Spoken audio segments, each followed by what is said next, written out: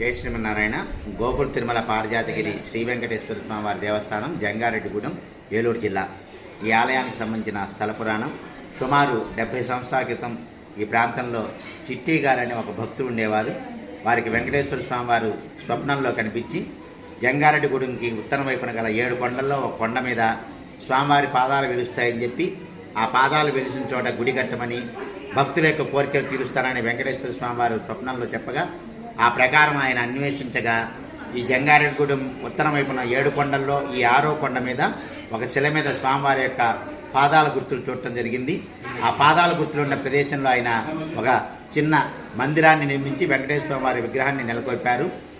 సుమారుగా ఒక 40 సంవత్సరాల పాటు ఆలయంలోనే, పాత ఆలయంలో పూజ జరిగినాయి. భక్తులు ప్రతి శనివారం ఎక్కువ మంది రావటము, వారి కోరికలన్నీ కూడా తీరటంతో ఈ ప్రాంతం క్రమేణా ప్రాచుర్యంలోకి వచ్చింది.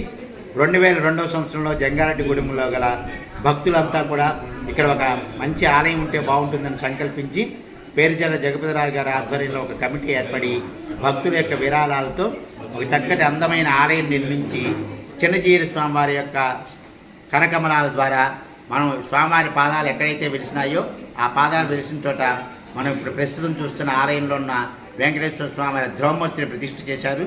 స్వామివారితో పాటుగా స్వామివారికి కుడివైపున పద్మావతి అమ్మవారు, ఎడం వైపున గోదాదేవి, ఆల్వారాచార్యులు మరియు గరుడాల్వారితో ఒక చక్కటి ఆలయం రూపుదిద్దుకుని 2004వ సంవత్సరంలో ఈ ఆలయం ప్రతిష్ఠ గావించబడింది.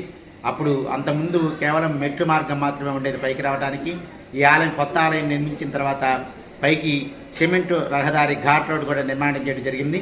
ఈ ఆలయంలో తిరుపతి దేవస్థానంలో శ్రీవైఖాన సాగమిక్తంగా ఏ విధంగా అయితే పూజాధికారులు జరుగుతాయో ఇక్కడ కూడా ఆ విధంగా పూజా కార్యక్రమాలన్నీ కూడా జరుగుతాయి.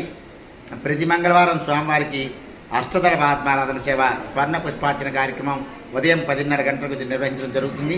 ప్రతి శుక్రవారం స్వామివారికి విశేషంగా అభిషేక కార్యక్రమం జరుపుతారు. ప్రతి శనివారం కూడా ఈ చుట్టుపక్కల ప్రాంతంగా వేలాది మంది భక్తులు స్వామివారిని దర్శిస్తారు. ఆలయానికి శనివారం ఇచ్చేసిన భక్తులందరికీ కూడా అన్నప్రసాద వితరణ కార్యక్రమం కూడా ఉంటుంది. ఆలయంలో ప్రతి నెల స్వామివారి యొక్క జన్మ నక్షత్రమైన శ్రవణ నక్షత్రం రోజు స్వామివారికి కళ్యాణ మహోత్సవాన్ని నిర్వహిస్తారు. అదేవిధంగా స్వామివారి యొక్క ప్రతిష్ఠ వైశాఖ మాసంలో జరిగింది.